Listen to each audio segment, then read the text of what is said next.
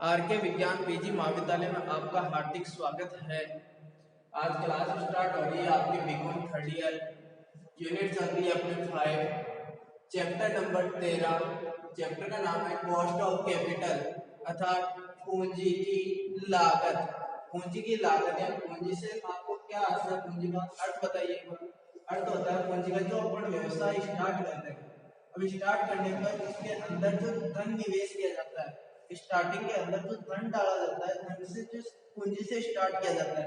जैसे किसी व्यवसाय को 5 लाख रुपए से स्टार्ट किया जा रहा है, 5 लाख का उसमें इन्वेस्टमेंट किया जा रहा है, तो 5 लाख का जो इन्वेस्टमेंट किया जा रहा है वो क्या कहलाता है? आपका पूंजी। क्या कहलाता है? आपका पूंजी। और पूंजी, जो भी आपकी पूंजी लगाई जाती है व्यवसाय के अंदर, उस पे क्या आती है? कॉस्ट आती है। जैसे आप क्या करते हो, किसी के पास उधार लेके पैसा व्यवसाय के अंदर लगाते हैं, तो आपको क्या चुकाना पड़ता है? इंटरेस्ट चुकाना पड़ता है। क्या चुकाना पड़ता है? ब्याज। इसी प्रकार आप क्या करते हो? इक्विटी से यानी अंश पूंजी लगाते हो, तो उस पे क्या चुकाना पड़ता है आपको? प्रॉफिट में से किसका चुकाना पड़ता है? उसको क्या बोलते हैं अपन? डिविडेंड। क्या बोलते हैं? डिविडेंड। तो जो डिविडेंड है वो क्या कहलाता है? आपका पूंजी पे क्या होती है? उसकी लागत।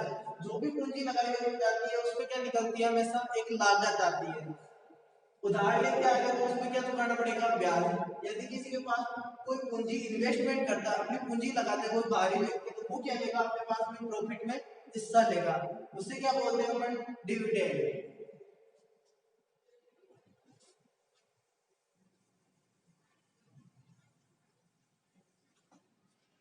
अब सबसे पहले परिभाषा समझते हैं अपनी पूंजी का अर्थ क्या है। पूंजी का अर्थ क्या है? व्यापारी द्वारा व्यापार में लगाई गई, व्यापारी द्वारा व्यापार में लगाई गई पूंजी को क्या कहते हैं अपन? पूंजी को क्या कहते हैं? व्यापारी द्वारा व्यापार में लगाए गए धन को क्या कहते हैं अपन? पूंजी कहते हैं। व्यापारी द्वारा व्यापार में विनियोजित विनियोजित विनियोजित धन को पूंजी कहते हैं। यानी व्यापारी द्वारा जो व्यापार में पूंजी लगाई जाती है, जो धन लगाया जाता है, उसको क्या कहते हैं अपन? और पूंजी। और इस पूंजी के ऊपर जो धन लगाया जाता है, कैपिटल लगाई जाती है, व्यापार के अंदर जो कैपिटल लगाई जाती है, क्या लगाई जाती है? धन, कैपिटल। उसे क्या कहते हैं अपन? पूंजी। यानी व्यापार के अंदर जो भी पैसा लगाया जाएगा, उसे क्या कहते हैं? पूंजी। और उस पूंजी पे आने वाले खर्चों को क्या बोलते हैं अपन? Cost of capital. यानी उसकी वह लागत चुकाना पड़ता है। अब बात करते हैं कि निम्न स्रोतों के द्वारा अपनी पूंजी ली जाती है, उन सभी स्रोतों पर क्या करना पड़ता है अपन? पूंजी की लागत ज्ञात करनी पड़ती है। तो स्रोत कौन से हैं? स्रोत है, पहला हो गया आपका नंबर 1। नंबर 1 है आपका ऋण पूंजी की लागत। कौन सा आपका? ऋण पूंजी की लागत। कॉस्ट ऑफ डेब्ट। क्या आपका? कॉस्ट ऑफ डेब्ट। इसका शॉर्ट में नाम क्या आपका? CD। क्या नाम है आपका? C और D। सेकंड स्रोत आपका पूंजी इकट्ठा करने का कौन सा स्रोत है? सेकंड स्रोत है आपका पूर्वाधिकार अंश पूंजी। कौन सा है? पूर्वाधिकार पूर्वाधिकार अंश पूंजी की लागत। कौन सा ज्ञात करना आपको? पूर्वाधिकार अंश पूंजी की लागत ज्ञात करनी है। नाम हो गया आपका कॉस्ट ऑफ, फिर पेन से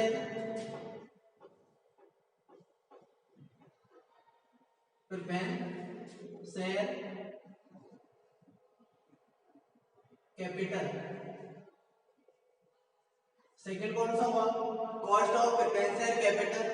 तीसरा स्रोत कौन सा आपका, समता अंश पूंजी की लागत।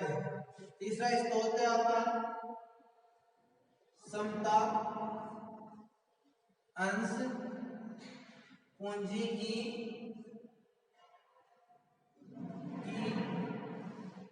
लागत। कौन सा स्रोत है आपका, समता अंश पूंजी की लागत है। Cost of equity share, equity share capital.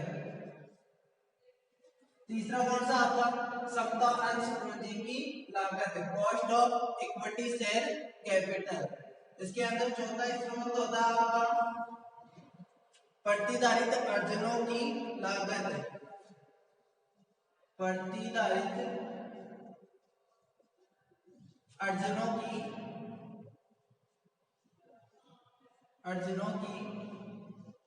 लागत। कौन सा आपका, प्रतिधारित अर्जनों की लागत, cost of returning earning. Cost of returning earning,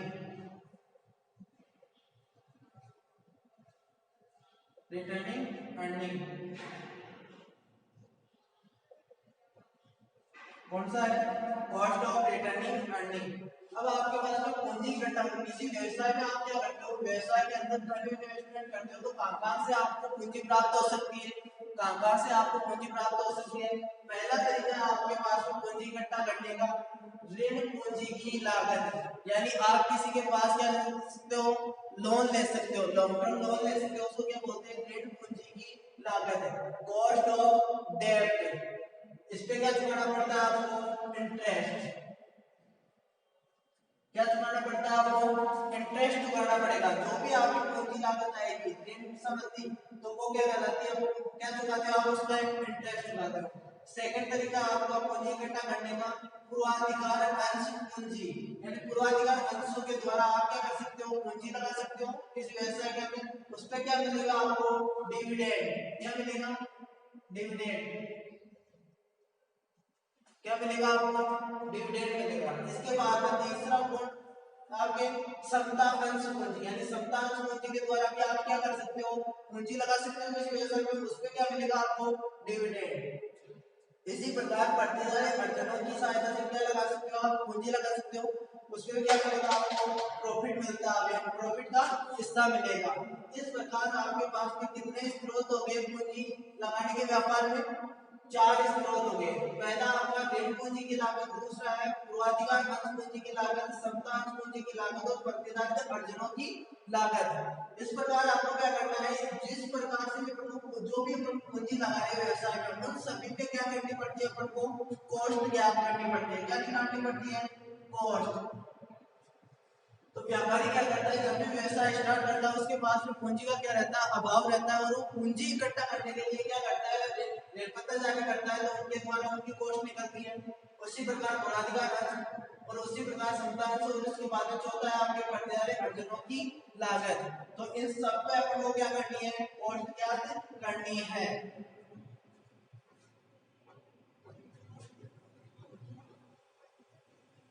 सबसे पहला तरीका अपन लेंगे ऋण पूंजी की लागत, कॉस्ट ऑफ डेब्ट।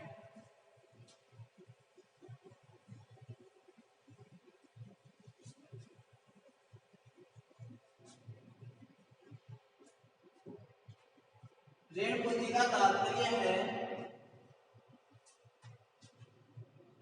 ऋण पूंजी का तात्पर्य है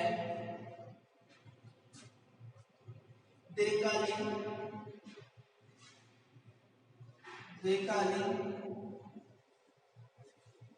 ऋण पूंजी से होता है, ऋण पूंजी से होता है। यानी यहाँ पर ऋण पूंजी से तात्पर्य क्या होता है, ऋण पूंजी से तात्पर्य दीर्घकालीन ऋण पूंजी, जो लंबे समय के लिए उधार लिया जाता है, उसे क्या बोलते हैं अपन, दीर्घकालीन ऋण पूंजी कहते हैं। इसके अंतर्गत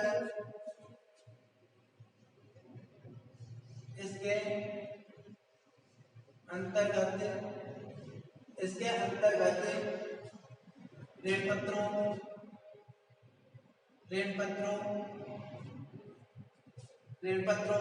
बॉन्ड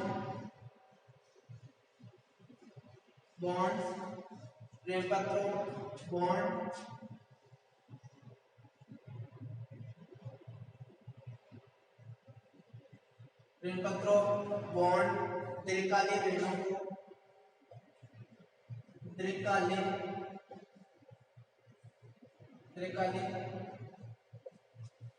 दीर्घकालीन ऋणों को सम्मिलित किया जाता है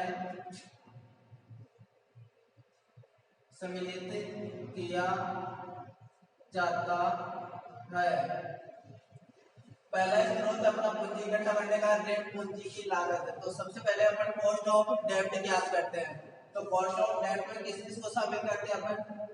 ऋण पूंजी का तात्पर्य है दीर्घकालीन पूंजी से। जो पूंजी दीर्घकालीन 1 साल से ज्यादा के लिए उधार ली जाती है उसको क्या बोलते हैं? दीर्घकालीन ऋण बोलते हैं। और दीर्घकालीन पूंजी होती है इसके अंतर्गत ऋण पत्रों को शामिल किया जाता है। किनको शामिल किया जाता है? ऋण पत्रों को शामिल किया जाता है। और क्या शामिल किया जाता है? जो दीर्घकालीन बॉन्ड होते हैं उनको शामिल किया जाता है। और बॉन्ड किसको शामिल किया जाता है? दीर्घकालीन ऋणों को सम्मिलित किया जाता है। जो 1 वर्ष से अधिक के लिए जो लोन लिया जाता है उसको शामिल किया जाता है। पहला तरीका कौन सा हो गया अपना ज्ञात करने का? ऋण पूंजी की लागत। क्या ज्ञात करेंगे अपन? ऋण पूंजी की लागत। अब ऋण पूंजी की लागत ज्ञात करने के लिए अपने क्या चाहिए? एक फॉर्मूला चाहिए। क्या चाहिए? सूत्र चाहिए। सूत्र के द्वारा क्या ज्ञात की जाती है? आपकी ऋण पूंजी की लागत ज्ञात की जाती है। तो पहला है जब ऋण पत्र शोधनीय हो। अब अपने पास में क्या करते हैं अपन? डिबेंचर क्या होते हैं? एक तो शोधनीय होते हैं और एक क्या होते हैं? अशोधनीय।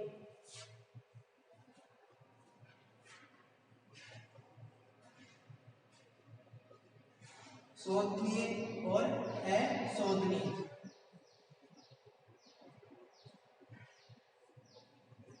डिबेंचर कितने हो गए? एक तो शोधनीय डिबेंचर हो गए अपने पास में जिनका शोधन करना होगा या रिडम्पशन यानी वापस पुनर्भुगतान करना पड़ता है। और एक अशोधनीय होता है। जैसे किसी के पास अपन क्या करते हैं? पूंजी उधार लेते हैं और उसको क्या बोलेंगे कि एक बार तो मैं आपका शोधनीय 10 वर्ष बाद में आपका ये ऋण वापस लौटा दूंगा। तो जो ऋण 10 वर्ष बाद में लौटाना होगा वो क्या कहलाता है? अपना शोधनीय यानी उसको वापस से भुगतान किया जाएगा। और दूसरा कौन सा हो गया? अशोधनीय यानी उसका कोई लाइफ टाइम नहीं होता तो भुगतान किया जाएगा यानी अनलिमिटेड होता है। उसमें ना तो आपको वर्ष दिए होंगे। तो पहचानने का तरीका कौन सा होगा? शोधनीय में क्या होगा? दिया हुआ रहेगा आपको संख्या दी हुई रहेगी, वर्ष दिए हुए रहेंगे कि 1 साल बाद में लौटाना है, 2 साल बाद में लौटाना है, 3 साल बाद में लौटाना है, ये कितने साल के बाद में आपको शोधन करना है। तो डिबेंचर की कॉस्ट किससे पहले निकलेगी? एक तो शोधनीय और एक अशोधनीय।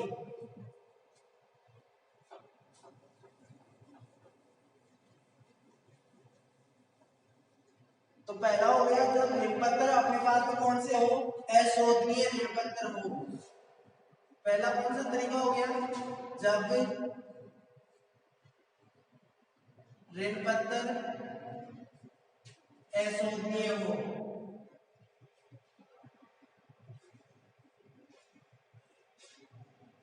जब ऋण पत्र कौन से हो? अशोधनीय ऋण पत्र हो। तो इसका फॉर्मूला लगाएगा जब ऋण पत्र अशोधनीय हो। कॉस्ट ऑफ बिफोर टैक्स यानी एक तो क्या ज्ञात करनी है अपन को? टैक्स से पहले कॉस्ट ज्ञात करनी है यानी ऋण पूंजी की लागत किससे पहले ज्ञात करनी है? एक तो टैक्स से पहले ज्ञात करनी है और एक टैक्स के बाद ज्ञात करनी है।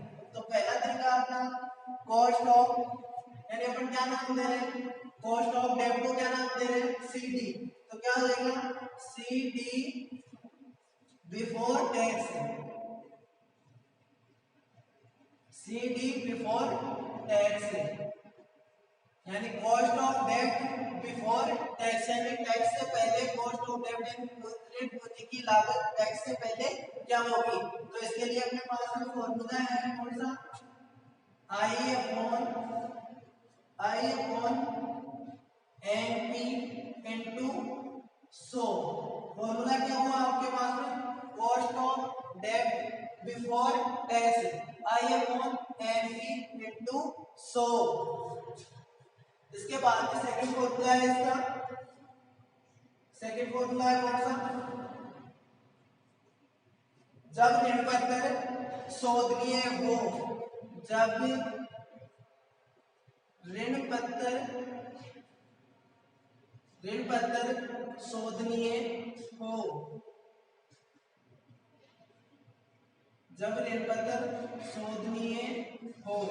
तो पहला तो कौन सा आ गया आपका फॉर्मूला, जब ऋण पत्र अशोधनीय हो, और दूसरा कौन सा आएगा, जब ऋण पत्र शोधनीय हो, यानी उनका शोधन करना पड़े, रिडम्पशन करना पड़ेगी, इतने साल के बाद में आपको पेमेंट लौटाया जाएगा।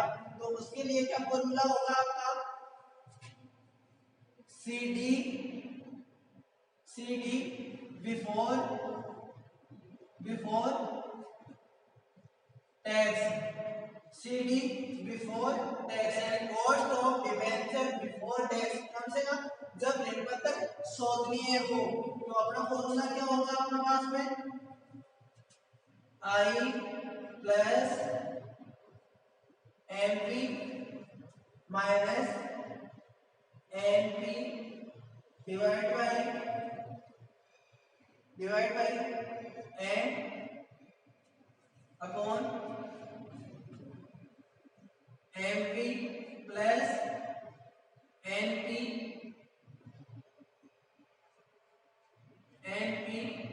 Divide by 2 into 100। तो अपने पास में ऋण पत्रों की लागत ज्ञात करने का पहला कौन सा हुआ, जब ऋण पत्र अपने पास में कौन से हो, शोधनीय ऋण पत्र हो, तो अपना फॉर्मूला क्या हो जाएगा, CD बिफोर टैक्स, इसका अशोधनीय होगा। तो इसमें अब क्या करते हैं, हम डिबेंचर पे क्या चुकाते हैं, हमेशा ब्याज चुकाते हैं, इंटरेस्ट चुकाते हैं। तो ऊपर तो क्या आएगा आपका I का मतलब इंटरेस्ट,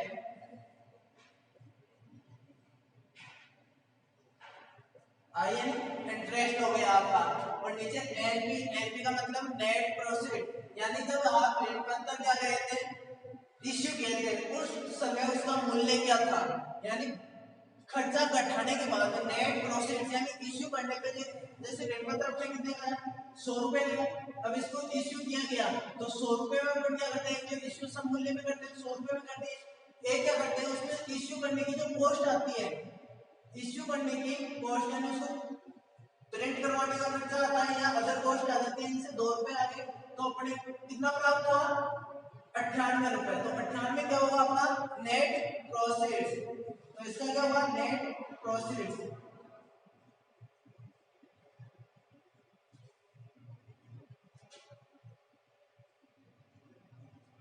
क्या हो जाएगा net proceeds into 100। Second formula, जब ऋण पत्र क्या हो रहे हैं अपने पास में शोधनीय मतलब कि 10 वर्ष बाद में शोधन करना है, 5 वर्ष बाद में शोधन करना है, या 1 वर्ष बाद में शोधन करना है।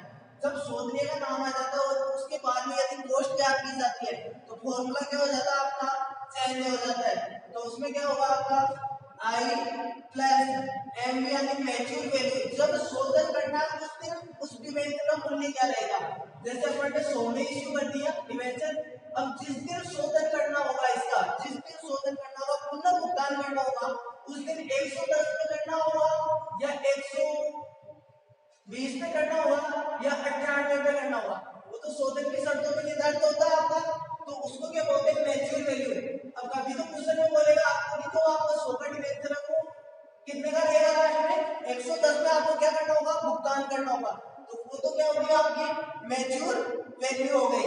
और एनपी नेट प्रोसीड, इश्यू करते टाइम आपका कितना मूल्य था, इश्यू करने टाइम का आपका क्या 100 रुपए में इश्यू किया, और पुनर्भुगतान करते टाइम आपने कितना चुकाया 110 रुपए। तो एमपी तो क्या हो गया आपका मैच्योर वैल्यू कितना, एमपी कितना हो गया मैच्योर वैल्यू आपका 110 रुपए, और एनपी नेट प्रोसीड कितना हो गया आपका 100 रुपए हो गया आपका। इसके बाद में एन का नंबर ऑफ ईयर, तो आपने कितने वर्ष में शोधन करना है? 10 वर्ष बाद में शोधन करना है। तो एन क्या हो गया आपका 10। यदि 5 वर्ष बाद में शोधन करना है, कितने वर्ष बाद में? 5 वर्ष बाद में शोधन करना है, तो आपका नंबर ऑफ ईयर कितना हो गया? 5 हो गया। इसी प्रकार नीचे क्या हो जाएगा आपका एमवी यानी मैच्योर वैल्यू, परिपक्व तिथि पर आपकी जो वैल्यू है, कितना मूल्य है आपके पास में? 110 रुपए। और एनवी नेट प्रोसेस कितना है आपका? 100 रुपए डिवाइड बाई 2 इनटू 100। तो सूत्र को याद करने का तरीका क्या हो गया कि डिवेंचर पे क्या चुकाते हो आप? क्या चुकाते हो? इंटरेस्ट चुकाते हो। तो ऊपर तो आ जाएगा आपका इंटरेस्ट। नेट प्रोसेस इश्यू करते टाइम कितना मूल्य था उसका? 100 रुपए था। तो 100 रुपए आ गया इनटू 100। तो आपका cost of debt before tax. तो बिफोर टैक्स क्या करने का आपका फॉर्मूला हो गया? I upon NP into 100 net proceeds into 100। और जब आपके पास में रिटर्न तो क्या हो? शोधनीय होने पर यानी आपको समय दिया हुआ है कितने समय के बाद में आपको शोधन करना है। तो आपको शोधन कितने समय के बाद में करना है? 10 वर्ष के बाद में करना है। तो आई का कौन आई क्या हो गया आपका? इंटरेस्ट प्लस एमवी आती है शोधन करते टाइम आपकी मैच्योर वैल्यू क्या होगी? 110 रुपए। तो एमवी मैच्योर वैल्यू हो गई माइनस कर दो एनपी नेट प्रोसेस यानी आपका जो इश्यू करते टाइम जो अमाउंट था यानी एक से कितने का था? 100 रुपए का था। तो आपका कितना आ जाएगा? एनपी 100 रुपए आ जाएगा डिवाइड बाय क्या करेंगे अपन?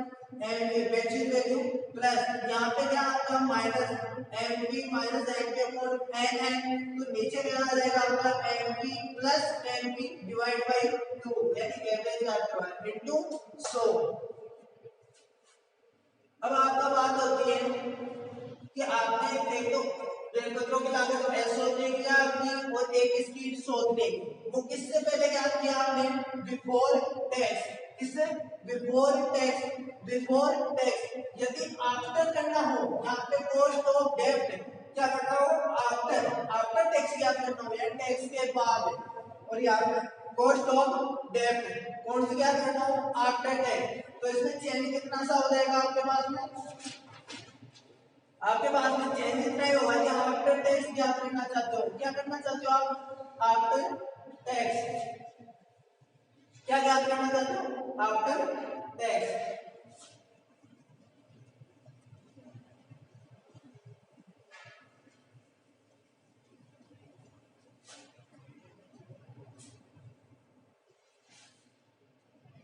क्या था आपका? जब निर्बंधन अशोधनीय हो तो क्या ज्ञात करना आपको? आफ्टर टैक्स करने में पहले ज्ञात किया आपने बिफोर टैक्स, अब ज्ञात कर लो after tax.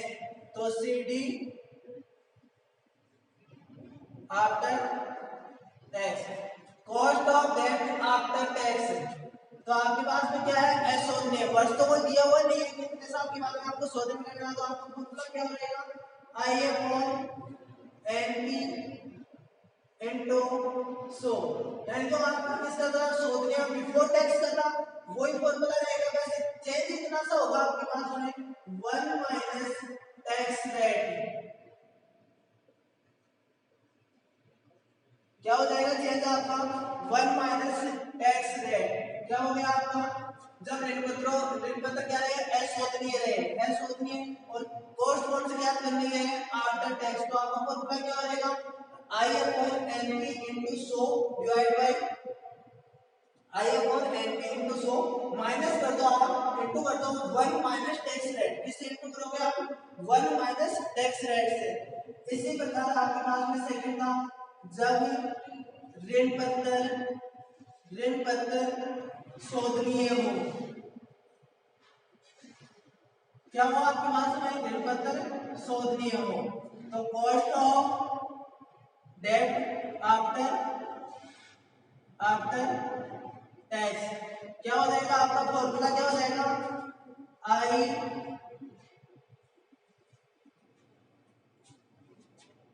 I 1 minus tax rate 1 minus tax rate plus MP minus NP upon N divide by क्या हो जाएगा आपका?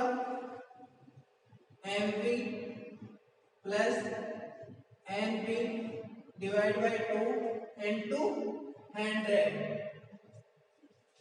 तो आपने पहले पढ़ा था जब रेफर तक क्या शोधनीय हो और किससे क्या करना हो बिफोर टैक्स, और यहाँ पे क्या करेंगे अपन आफ्टर टैक्स। तो आफ्टर टैक्स फॉर्मूला क्या है आपका I upon N P into 100, and जो आपका बिफोर टैक्स का था उसमें कितना से चेंज करना है, कितना इतना 1 माइनस टैक्स रेट से मल्टीप्लाई करना है आपको। क्या करना है 1 माइनस टैक्स रेट से क्या करना है आपको मल्टीप्लाई करना है। इसके बाद में सेकंड आपका जब ऋणपत्र शोधनीय हो, ऋणपत्र शोधनीय है कि आपके पास में समय दिया है 10 वर्ष 5 वर्ष बाद में शोधन करना है रिडम्पशन करना है, तो आपके पास में कौन सा याद रखना है आफ्टर टैक्स। आफ्टर टैक्स याद करना है तो आपका पहले वाला फॉर्मूला था उसमें इतना ही चेंज करना है, कितना यहाँ पे आई मल्टीप्लाई हो जाएगा गुना हो जाएगा 1 माइनस टैक्स रेट से, बाकी अब उतना कोई है आपका प्लस एमपी माइनस एमपी कोई है आपका डिवाइड बाय एन यानी वर्षों की संख्या। इसके बाद में आपका यहाँ पे हो गया MP plus NP divide by 2, यानी कोई फॉर्मूला दिया हुआ है चेंज कितना से आफ्टर और बिफोर में ओनली 1 माइनस टैक्स रेट का, और यहाँ पे चेंज कौन सा है 1 माइनस टैक्स रेट का।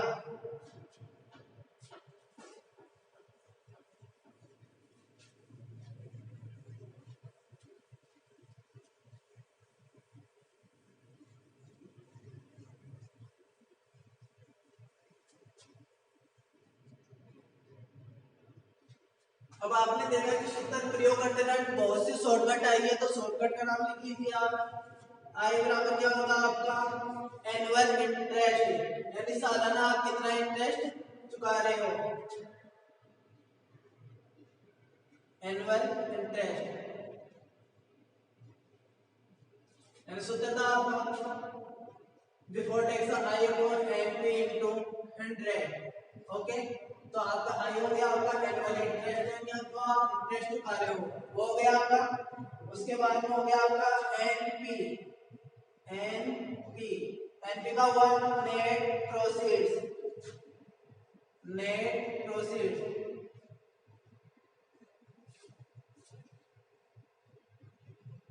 क्या होगा नेट प्रोसीड्स, नेट प्रोसीड्स यानी यहाँ पे लिखो आप निर्गमन करने से, निर्गमन करने पर, निर्गमन करने पर, निर्गमन करने पर प्राप्त, प्राप्त शुद्ध, प्राप्त शुद्ध राशि। एंटी का अर्थ क्या हुआ निर्गमन करने पर प्राप्त शुद्ध राशि नेट प्रोसीड। आपके पास में डिबेंचर की वैल्यू क्या थी, एक डिबेंचर कितने का था, एक डिबेंचर था आपका 100 रुपए का, एक डिबेंचर कितने का था 100 रुपए का। अब 100 रुपए में तो आपने इश्यू किया, इश्यू करने के बाद में आपके पास में बहुत से खर्चे आते हैं, जैसे 5 रुपए का खर्चा आ गया, या प्रिंटिंग का खर्चा आ गया, या एडवर्टाइजमेंट का खर्चा आ गया उसमें। तो डिबेंचर में से क्या घटाएंगे, पहले एक्सपेंसेस घटाएंगे, जैसे 2 रुपए एक्सपेंसेस हो गया आपके, कोई ब्रोकरेज चुकाना पड़ा आपको, तो उसमें आपका नेट प्रोसीड्स कितना बच जाएगा आपके हाथ में। नेट प्रोसीड्स होता है आपके हाथ, इश्यू करने के बाद में सारे खर्चे घटाने के बाद में आपके हाथ में कितना पैसा प्राप्त हुआ उसको क्या बोलते हैं नेट प्रोसीड। यानी लास्ट में अपने पास में 98 रुपए बचेंगे, 2 रुपए तो आपने एक्सपेंसेस चुका दिए, तो नेट प्रोसीड्स हो गया आपका। नेट प्रोसीड निर्गमन करने पर प्राप्त शुद्ध राशि अर्थात, अर्थात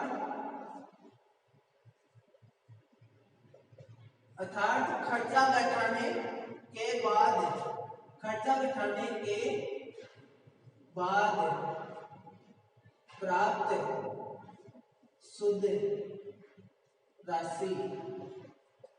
नेट प्रोसीड क्या हो गया आपके पास में निर्गमन करने पर प्राप्त शुद्ध राशि अर्थात खर्चा घटाने के बाद। 100 रुपए में आपने इश्यू किया, 2 रुपए आपने खर्चा कर दिया, आपके हाथ में ओनली 98 रुपए आए, तो नेट प्रोसीड कितना होगा आपके पास में 98। यदि आपके पास में 100 का डिबेंचर और खर्चा कुछ भी नहीं किया, तो आपके पास में खर्चा नहीं किया तो ये लो नहीं, तो कितना बचा वो 100, तो नेट प्रोसीड कितना हो गया आपका 100। यदि खर्चा क्या करते हो आप 2 रुपए करते हो, 2 रुपए खर्चा करते हो, तो आपके पास में नेट प्रोसीड कितना हो गया 98 रुपए नेट प्रोसीड हो गया। इसके बाद में एमवी एमवी आया था सूत्र में। जब आपके पास में क्या होगा, शोधनीय, तो शोधनीय का सूत्र क्या था, I plus M P minus N P divide by N upon M P plus N P divide by 2 into 100 आया था आपने।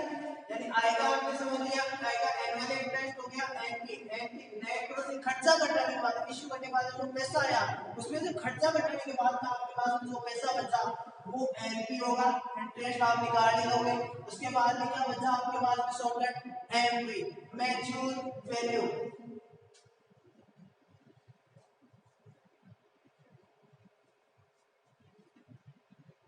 Maturity value.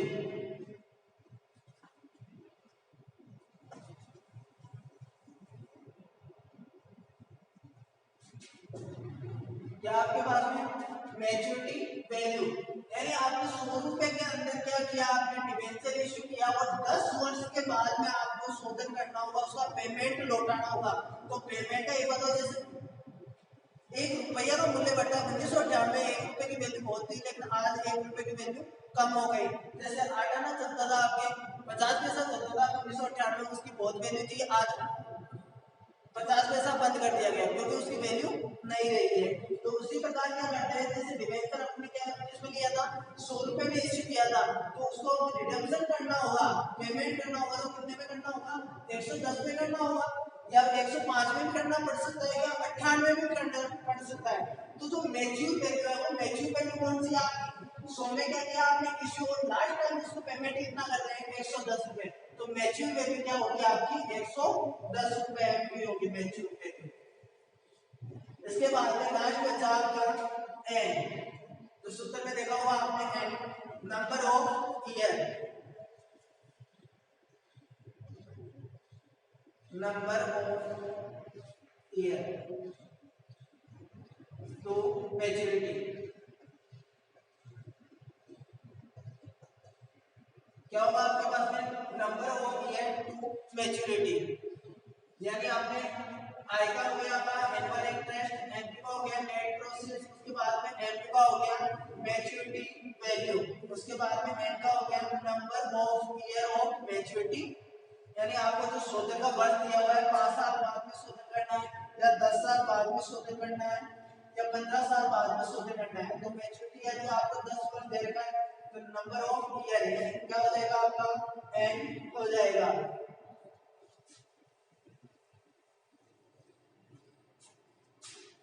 अब इसके बाद में अपन क्वेश्चन नंबर 1 स्टार्ट करते हैं।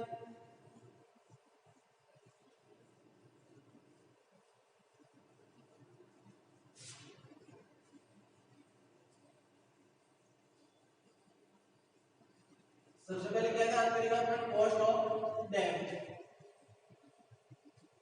Cost of date.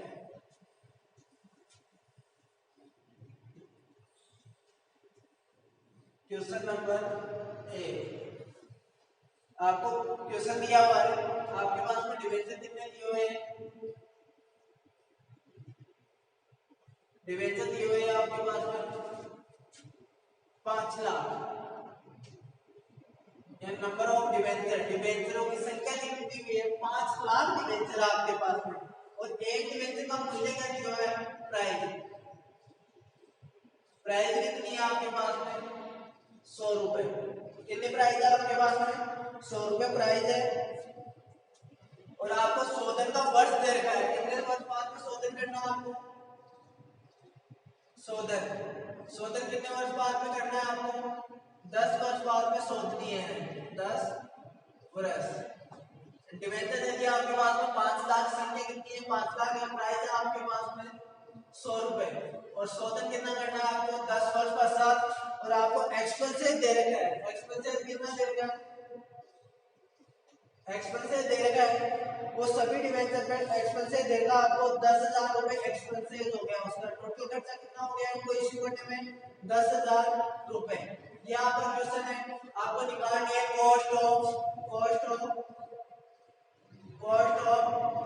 डेट, क्या निकालना है आपको, कॉस्ट ऑफ डेट निकालना है। क्वेश्चन दिया हुआ आपको डिवेंचरों की संख्या दे रखी है 5 लाख, प्राइस दे रखा है आपको 100 रुपए, शोधन के वर्ष देगा आपको कितने 10 वर्ष। इसके बाद में आपके पास में एक्सपेंसेस देना देगा आपके पास में 10,000 और कॉस्ट ऑफ कैपिटल निकालना आपको डिवेंचर की जो लागत आ रही है कॉस्ट बतानी है। तो आप कॉस्ट बताने के लिए सबसे पहले फॉर्मूला लगाओगे तो क्या होगा आपका कॉस्ट ऑफ इससे पहले क्या करवा रहा है बिफोर टैक्स, यानी कॉस्ट ऑफ डेट कॉस्ट क्या करवा रहा है बिफोर टैक्स। तो कॉस्ट ऑफ CD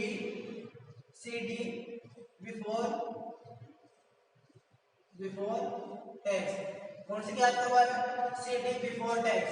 तो बिफोर टैक्स याद रखने का फॉर्मूला बताओ आप कौन सा आपके पास में पहले तो ये बताओ सोनी है यानी बड़े वाला फॉर्मूला लगेगा सीधी सी बात है आपको याद रखने में कि सोनी है छोटा और सोनी है कौन सा फॉर्मूला लगेगा बड़े वाला। तो इसमें CD before tax I before क्या करनी है टैक्स समझ में आएगा नहीं okay I plus MP minus NP divide by N upon NP plus NP upon 2 into 100। अब इसके बाद अपन निकालना चाहेंगे तो अपने पास में क्या बोलना है इंटरेस्ट की रेट देगा आपके पास में 10% डिवेंचर कौन सी डिवेंचर है 10%। ऐसे डिवेंचर के सामने जो प्रतिशत होता है वो क्या किसका होता है आपका ब्याज का होता है। तो ब्याज कितना हो जाएगा आपको ओनली सिंगल प्राइस का लगाना है कि 100 रुपए में जब 10% ब्याज लगेगा 100 रुपए में कितना एक डिवेंचर के लेके आपको क्या करना है सॉल्व करना है। तो एक डिवेंचर की प्राइस क्या आपके पास में 100 रुपए। तो 100 रुपए का 10% लगाएंगे तो इंटरेस्ट कितना हो जाएगा आपका 10 रुपए। कितना हो जाएगा इंटरेस्ट 10 रुपए का इंटरेस्ट हो जाएगा प्लस करना है मैच्योर वैल्यू। तो मैच्योर वैल्यू क्या बोल रहे हैं कि एक बार आपको मैच्योर वैल्यू के बारे में पता है नहीं कि कितने रुपए में आपको क्या करना है इसका रिडम्पशन करना है पेमेंट करना है। तो जो प्राइस देगा आपको कितने मतलब उसी प्राइस में क्या करेगा वो 100 रुपए के ऊपर क्या करेगा मैच्योर होगा और मैच्योर होने में वो 100 रुपए क्या करेगा उसको वापस लौटाएगा। यदि एक्स्ट्रा देता है 110 रुपए देता है तो वो हमेशा आपको बोलेगा। तो आपको मैच्योर वैल्यू कितनी हो जाएगी आपकी 100 रुपए माइनस करो आप एनपी नेट प्रोसीड्स। तो एनपी तो क्या हो गया यहाँ पे एनपी क्या हो गया आपके जो प्राइस है वो 100 रुपए। तो 100 रुपए आपका क्या हो गया मैच्योर वैल्यू। इसके बाद में एनपी नेट प्रोसीड। तो नेट प्रोसीड निकालने के लिए तो आपके पास में वैल्यू कितनी दे रखी है 100 रुपए। 100 रुपए में से लेस तो एक्सपेंसेस लेस ईएक्सपी एक्सपेंसेस। तो एक्सपेंसेस लेस करेंगे तो एक तो कितना देगा आपके पास में 10,000 रुपए क्या देगा आपको टोटल डिबेंचर पे क्या हुआ आपके पास में एक्सपेंसेस हुआ। तो ये तो 5 लाख की क्या थे आपके पास में डिबेंचर थे। तो आपके पास में डिबेंचर की संख्या निकालना है क्या निकालना है डिबेंचर की संख्या 5 लाख रुपए के आपके पास में क्या है डिबेंचर कितने के 5 लाख रुपए के। एक डिबेंचर की प्राइस क्या आपके पास में 100 रुपए। तो नंबर ऑफ डिबेंचर क्या हो गए 10 से 10 यानी 5000 डिबेंचर आपके पास में क्या है 5000 डिबेंचर। नंबर ऑफ से कितनी हुई 5000 आपके पास में डिबेंचर है टोटल कितने के 5 लाख के। एक की प्राइस कितनी है 100 रुपए पर डिबेंचर है आपके पास में। अब जो आपके पास में खर्चा देखा है खर्चा कितना आपके पास में 10,000 रुपए। तो 10,000 रुपए खर्चा है वो कितने से डिबेंचर पे 5,000 डिबेंचर पे खर्चा कितना हुआ आपका 10,000। तो भाग देके बताओ एक डिबेंचर पे कितने रुपए खर्चा हुआ एक डिबेंचर पे कितना खर्चा हुआ ओनली 2 रुपए। तो एक डिबेंचर पे कितने खर्चा हुआ 2 रुपए। तो घटाओ कितना बचा आपका 98। मैच्योर वैल्यू होगी आपकी 100 रुपए। 100 रुपए में इश्यू क्या है कुछ नहीं बोला तो 100 रुपए आपकी मैच्योर वैल्यू होगी।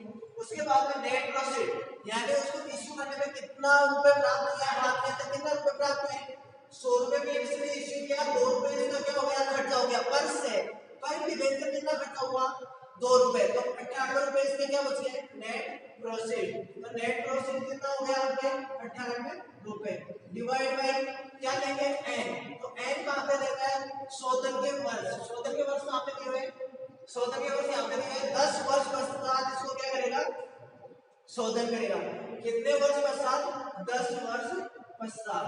तो ये हो गया आपका एम कितना हो गया 10, डिवाइड बाय क्या करो आप एमबी, एमबी ये देगा आपके पास में मैच्योर वैल्यू कितना है आपके पास में 100 रुपए, प्लस क्या करना है एनपी नेट प्रोसेस का करना आपको कितना है आपके पास में 98 डिवाइड बाय आपको देगा यहाँ पे NP plus NP divide by क्या देगा 2 यानी कैपिटल 2 इनटू 100। ये हो गया आपका फॉर्मूला। अब आंसर निकाल लिया तो इसका हो जाएगा 10 तो आप कैसे जैसा है वैसा का वैसा रहेगा, प्लस करो 100 माइनस 98 कितना बचा 2, भाग दिया आपने 10 का तो कितना हो गया 0.20 डिवाइड बाय आपका नीचे क्या हो जाएगा 100 प्लस 98 डिवाइड बाय 2 कितना हो जाएगा आपका 99 इनटू 100। तो आपका आंसर आ रहा है 10.30।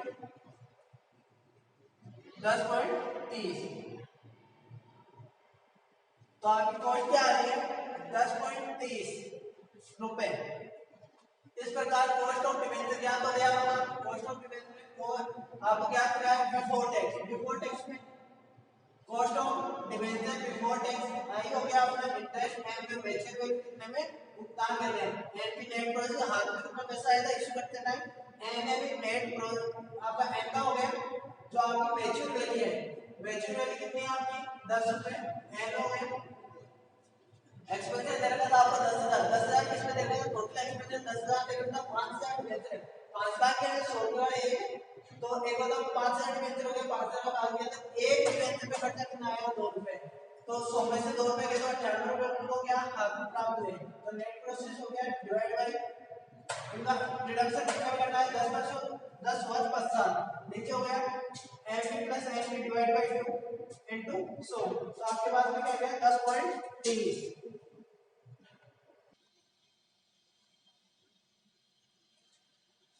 अब आपके पास में कॉस्ट आ गई सीडी बिफोर टैक्स कितना प्रतिशत है 10.30% आपके पास में क्या आ गई कॉस्ट निकल के आ गई।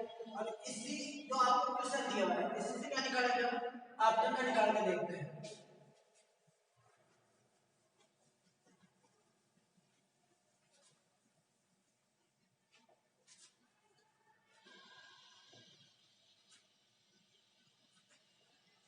क्या निकालते हैं आफ्टर टैक्स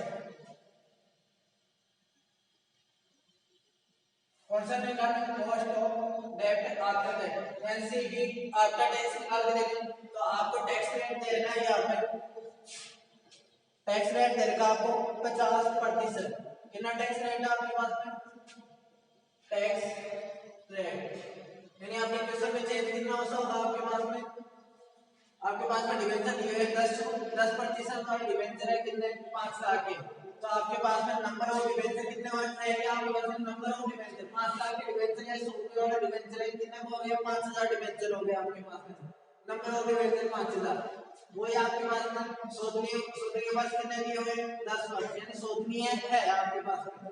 उसके बाद में एक्सपेंसेस वही है 10,000 का आपका एक्सपेंसेस है कितने डिवेंचर पे 5,000 डिवेंचर पे तो एक डिवेंचर का खर्चा कितना हुआ आपका 2 रुपए खर्चा हुआ।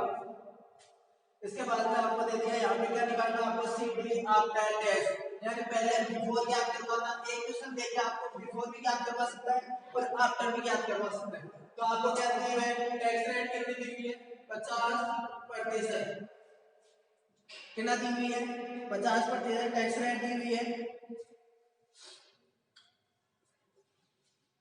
50% टैक्स रेट दी हुई है। तो सूत्र लगा हुआ आफ्टर टैक्स ज्ञात करने का सीडी आफ्टर टैक्स क्या है शोधनीय है तो फॉर्मूला कौन सा लगेगा बड़े वाला फॉर्मूला लगेगा। तो फॉर्मूला लगा आई किससे गुणा करना है 1 माइनस टैक्स रेट किससे गुणा किया आपने किससे गुणा किया आपने टैक्स रेट से प्लस करो आप MP minus NP divide by N कौन सा नेट प्रोसेस अपॉन यहाँ पे आ जाएगा आपका M B plus N P divide by 2 into so formula हो गया आपका ready. C D after tax, पहले बिफोर टैक्स याद किया था, ये वाला क्वेश्चन नहीं था आपका, कौन सा 1 माइनस टैक्स रेट नहीं था, पहले फॉर्मूला कौन सा था आपका I plus mb minus mp divided by n upon mb plus nb divided by 2 into so। अब आपको क्या करना है, याद करना है आफ्टर टैक्स क्या करना है, तो चेंज कितना सा होगा, यहाँ पे क्या करना है आपको 1 माइनस टैक्स रेट और रख देना है, तो आपका क्या हो जाएगा आफ्टर हो जाएगा। करो आई कितना था आपको 10% था आपको 10%, तो 100 का 10% लगाया कितना रुपया आया आपका इंटरेस्ट 10 रुपए।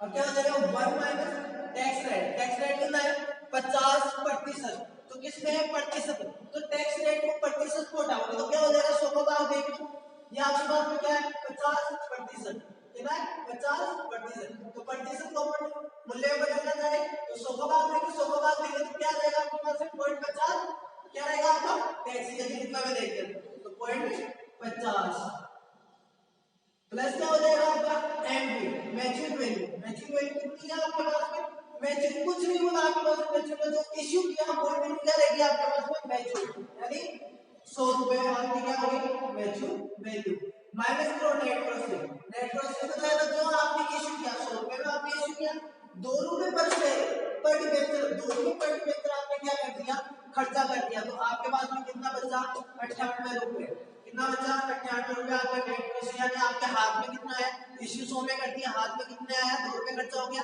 98 रुपए, तो ये 98 रुपए आपका क्या हो गया net process divide by n, 100 के पास कितने लेके आपके पास में 10 पास लेके, तो n क्या हो जाएगा आपका 10 divide by MB mature value कितनी है कि आपको 100 रुपए प्लस करो आप एनपी नेट प्रोसेस कितना 98 डिवाइड बाय क्या हो जाएगा आपका 2 का भाग लगेगा, कितने का 2 का इनटू 100 हो गया आपका।